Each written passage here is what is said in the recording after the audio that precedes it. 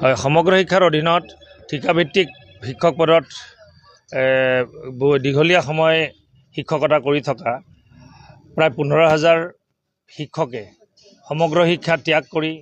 এই ঠিকাভিত্তিক পদ ত্যাগ কৰি বিশেষ নিযুক্তি প্ৰক্ৰিয়াৰে অৰ্থাৎ অসম চৰকাৰে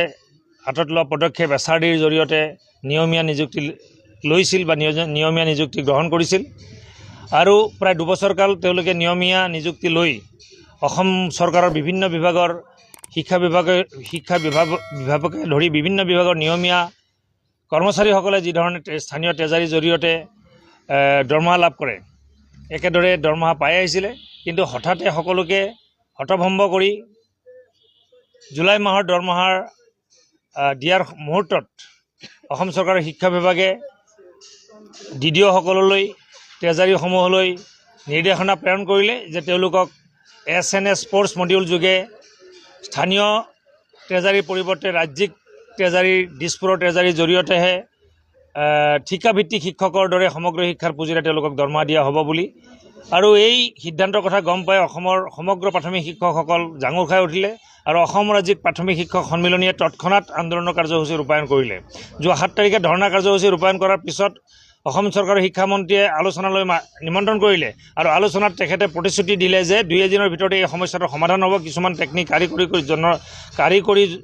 কাৰণত এই ধৰণৰ পদক্ষেপ লোৱা বুলি ক'লে আৰু ট্ৰেজাৰীসমূহত এক সংস্কাৰ আনিবলৈ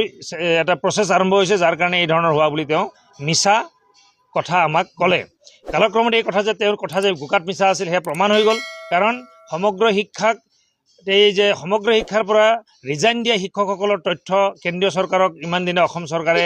যোগান ধৰা নাই, যাৰ কাৰণে কেন্দ্ৰীয় চৰকাৰে সমগ্ৰ শিক্ষালৈ সমপৰিমাণৰ পূৰ্বৰ দৰে পুঁজি যোগান ধৰি আহিছে আৰু সেই পুঁজি ব্যৱহাৰৰ কাৰণেহে আচলতে যে চৰকাৰে এই শিক্ষকসকলক প্ৰতাৰণা কৰি পুনৰ তেওঁলোকক ঠিকাভিত্তিক অৱস্থালৈ উভতাই নিব খুজিছে এই কথাৰ জলপটকৈ ওলাই পৰিল। যাৰ কাৰণে আমি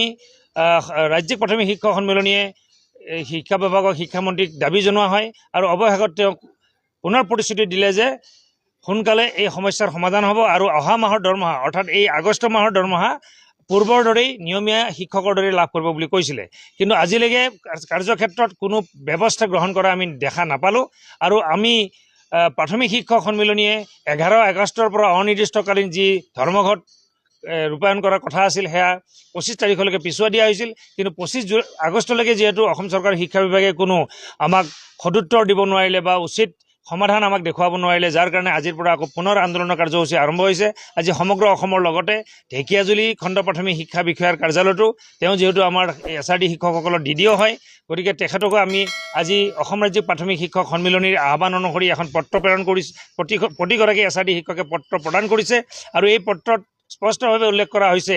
যে ইলিগেলি যাতে সমগ্ৰ শিক্ষাৰ পুঁজি তেওঁলোকৰ একাউণ্টত সোমোৱাই দিয়া নহয় দৰমহাৰ নামত, কাৰণ তেওঁলোক নিয়মীয়া শিক্ষক। শিক্ষা বিভাগৰ নিয়মীয়া